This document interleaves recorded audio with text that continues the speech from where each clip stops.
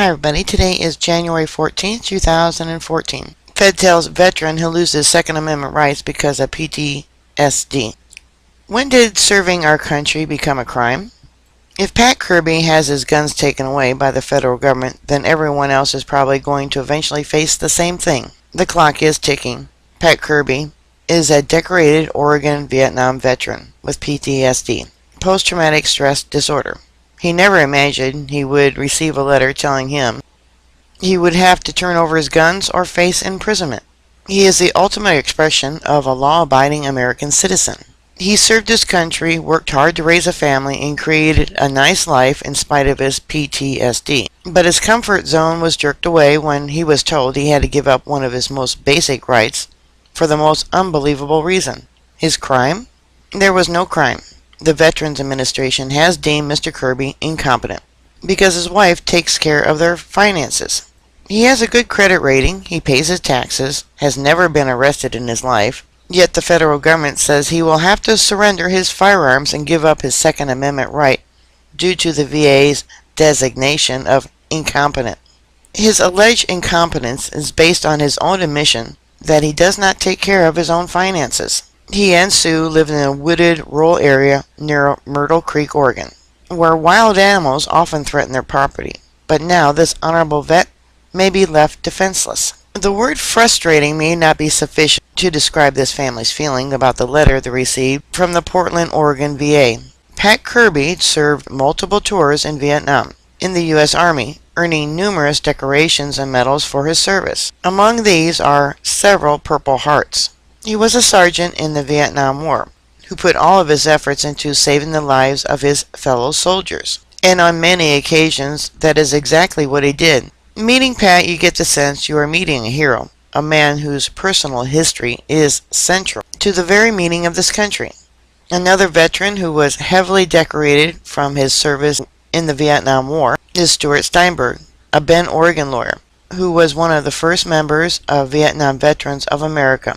He served with various explosive ordnance disposal EOD teams during his 2 tours in Vietnam. There is no question that Pat's life has been heavily affected by his military service. He has medical issues like so many other Vietnam veterans, but nothing has had the measurable impact that this ruling does. According to the documents, the demand that veterans in Pat Kirby's shoes give up their firearm based on the Brady Bill. I spoke to Mr. Steinberg about Pat Kirby's case, which he has been familiar with for several years.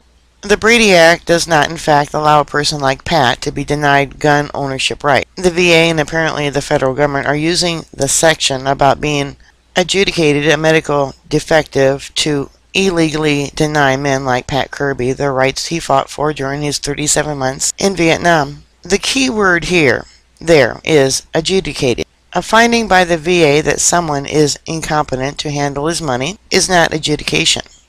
To adjudicate something is to hear and settle a case by judicial procedure. This is not a judicial procedure. It is a finding by a bureaucrat who is not a mental health professional. This is something that needs to be resolved by litigation because what the VA is doing is illegal and unconstitutional.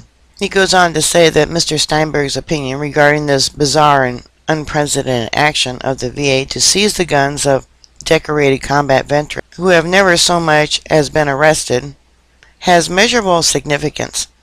PTSD is a killer, but experts like Dr. Phil Levick in Oregon, who has battled PTSD personally since fighting in the Second World War, then went on to treat thousands of PTSD vets as a physician, says that when managed, PTSD veterans tend to live extremely successful lives. And that is Pat Kirby's story.